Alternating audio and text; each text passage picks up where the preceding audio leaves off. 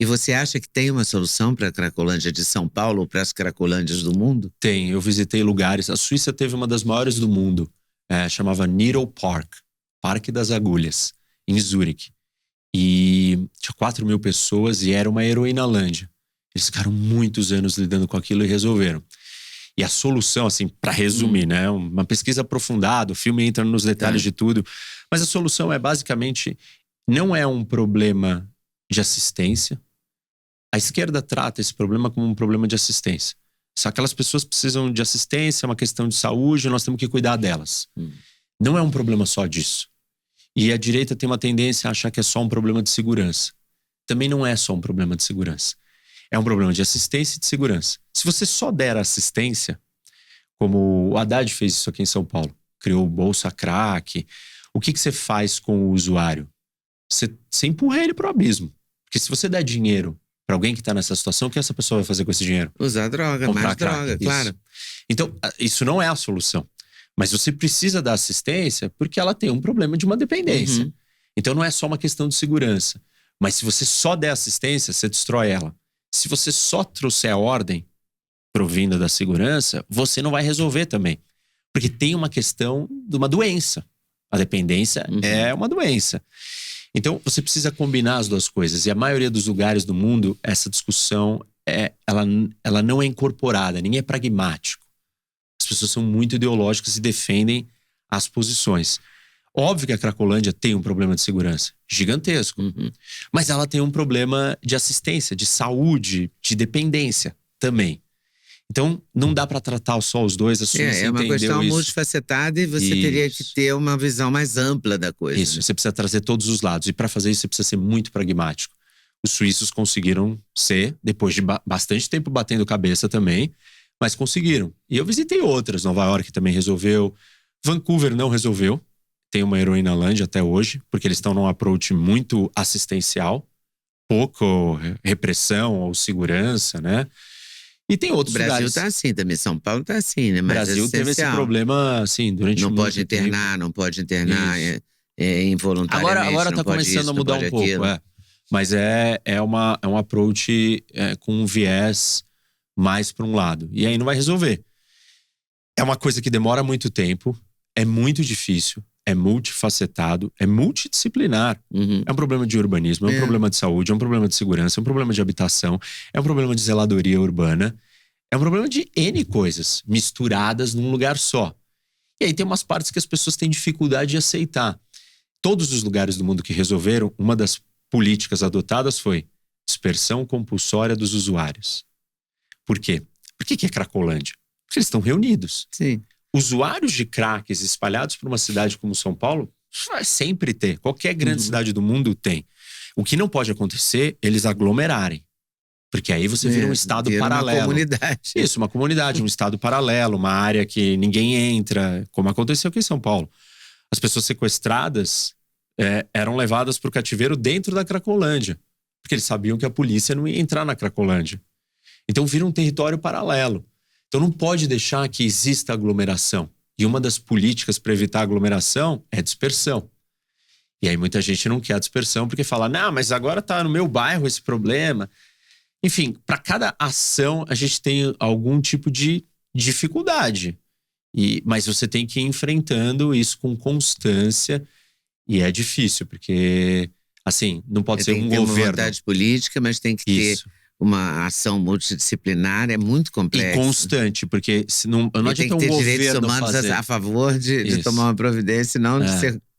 de só passar a mão na cabeça. Um lado. E assim, eu entrevistei usuários de crack, tem um deles que é um humorista muito interessante, e ele fala, vocês não sabem o que é Cracolândia, eu tava lá dentro. Eu sei o que é Cracolândia, a quantidade de estupros, de violências, de... Assim, todo tipo de desrespeito. Ninguém pode defender aquilo. E existem grupos que defendem. Tem um grupo que chama Craco Resiste. Jura? Entrevisto eles no meu filme. E assim, é um problema urbano que está em todos os lugares. Los Angeles está passando por um negócio assim terrível, destrutivo. Skid Row, que chama. É um lugar muito complicado.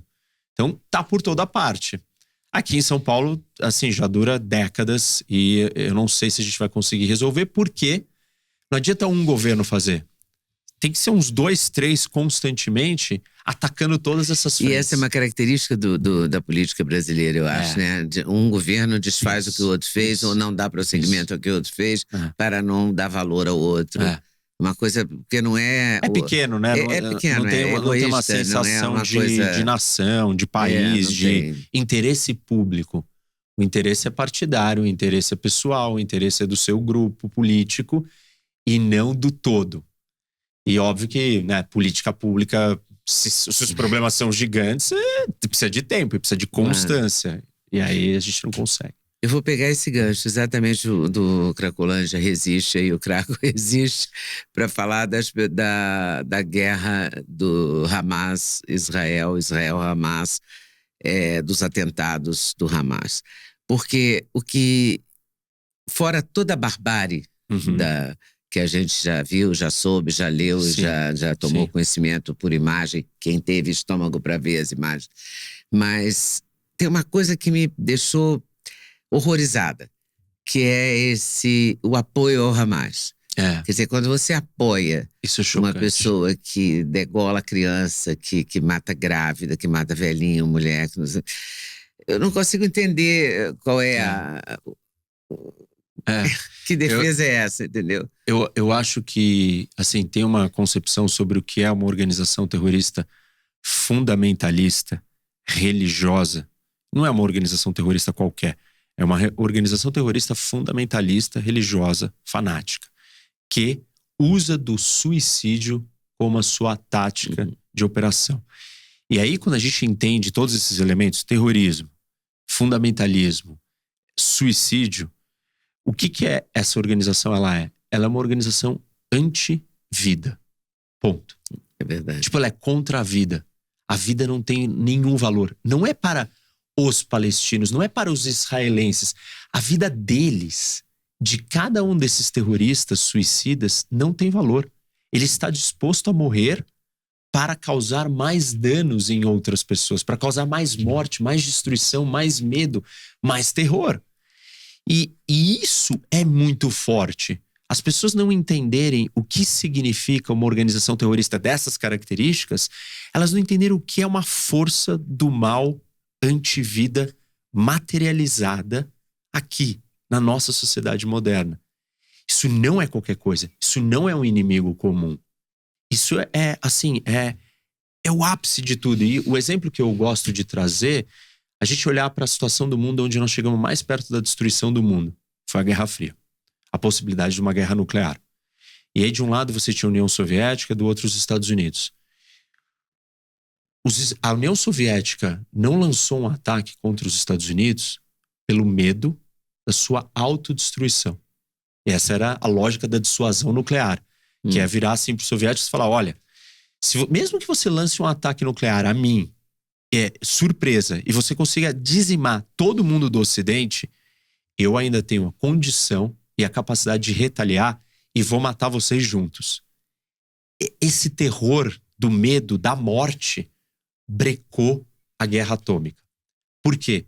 Por pior que fosse a ideologia comunista ou soviética, ela ainda tinha alguma concepção de autossobrevivência. O Hamas e qualquer organização terrorista fundamentalista suicida não tem isso. Não existe nada que você consegue dissuadi-los com ameaça de morte. Porque eles não estão preocupados em morrer. Ao contrário, eles querem morrer. Eles vão encontrar as virgens, eles têm cenoura na frente do bolo, isso. Que a gente usa uma expressão popular no Brasil. Os carrots, Não é uma coisa... Então, é muito perigoso, porque o limite é não ter limite. Isso. O limite é destruir todos os limites que possam ter sido concebidos até hoje na humanidade. E aí, só tem um jeito de você parar isso. Você precisa acabar com esse grupo, com essas pessoas que estão dispostas a fazer isso. Em última instância, você tem que acabar com essa ideologia.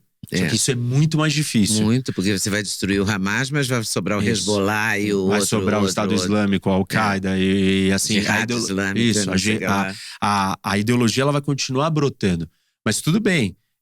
Aí alguns falam, então você não vai vencer. Não é porque você não vai vencer a guerra final que você vai simplesmente entregar o caminho para que eles destruam tudo que eles puderem.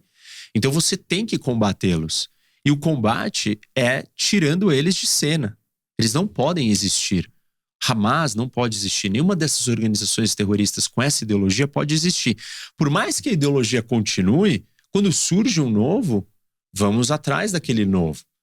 E como eles não estão preocupados com a vida, só tem um jeito de você brecar a maldade que eles vão fazer.